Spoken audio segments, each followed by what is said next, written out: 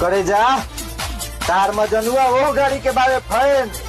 जाना के रोड पर चलावे से बारे सरकारी बैन जाना के इंग्लिश में एक्सवेटर आ हिंदी में पोकलेन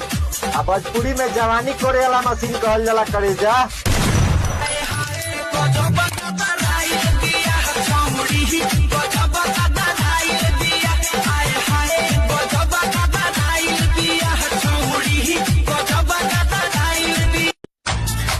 करे जा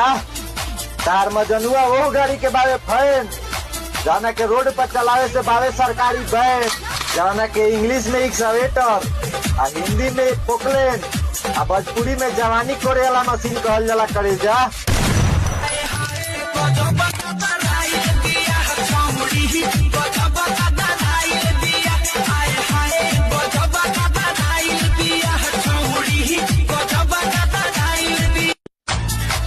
करे जा